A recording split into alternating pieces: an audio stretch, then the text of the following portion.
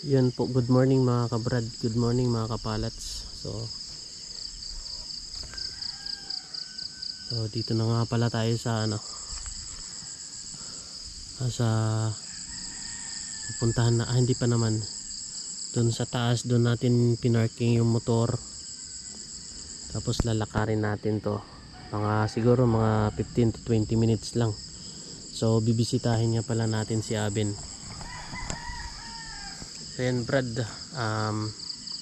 good morning mga kapalats. So ayan nga po bibisitahin niya pala natin si Abin kung kamusta na siya ron, kasi bali pangatlong araw niya yan doon sa pinapasukan niya.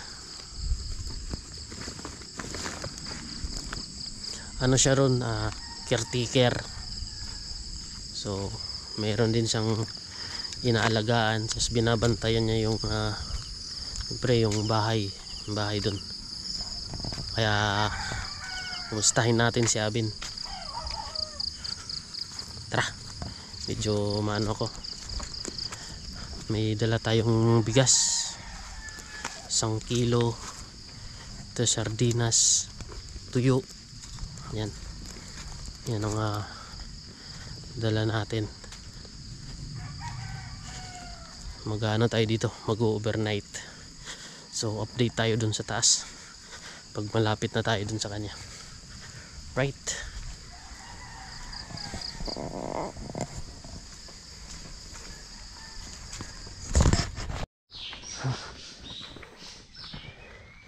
daming humuhuning ibon dito.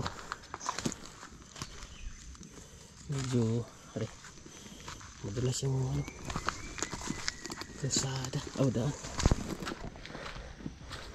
Alright.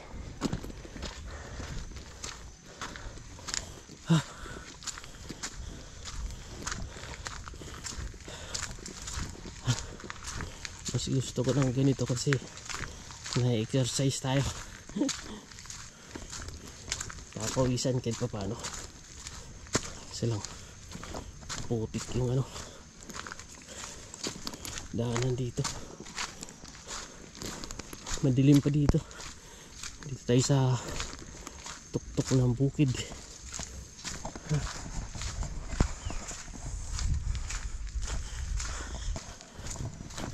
Daming humuhuni dito na ibon.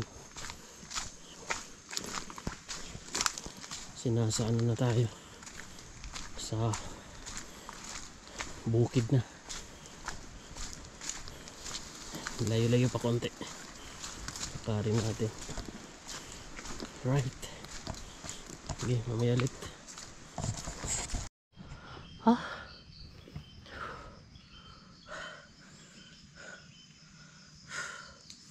Lingal. Kaya mo na. Madilim pa dito. Siguro oras natin is alas 6. Madilim pa dito sa Ayan Upo muna tayo. Good morning mga kapalats.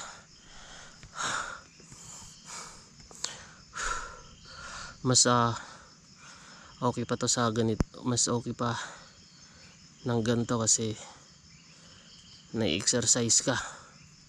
Yan, malaking tulong yun. Tsaka napapagpawisan tayo kaysa dun sa trabaho natin. Di tayo pinapawisan dun, pagod na walang pawis. Right, medyo malapit-lapit na tayo dun sa pupuntahan natin.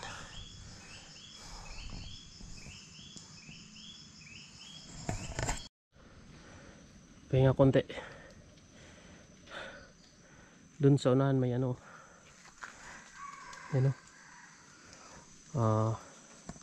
tawag sa amin yan is ihalas na manok, wild chicken. Daming wild chicken dito bro. Diyan lang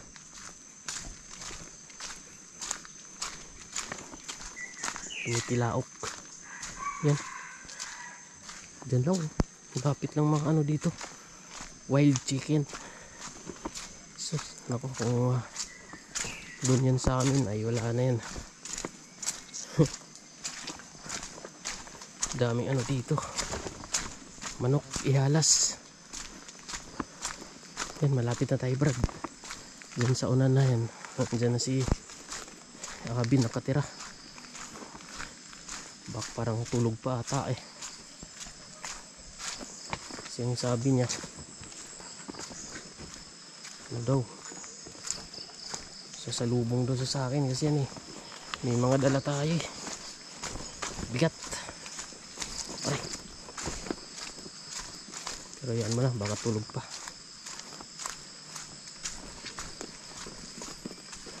Dito. Baka mamaya manghuli kami ng palaka dyan. Sa sapa na yan. Dito na si Abin.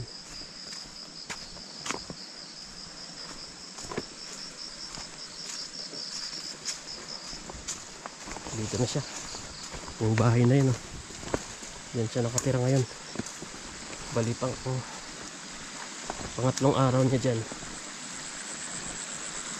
Tuwang kung nandyan yung amo niya. Ano tayo?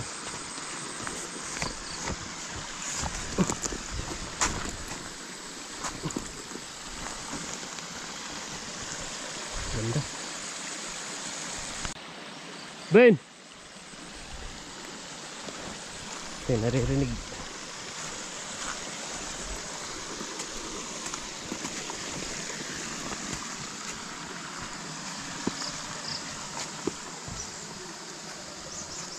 Tao.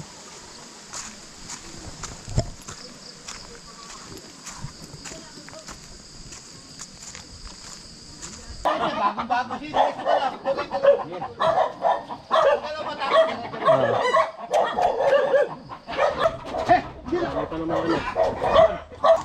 Hey po, good morning.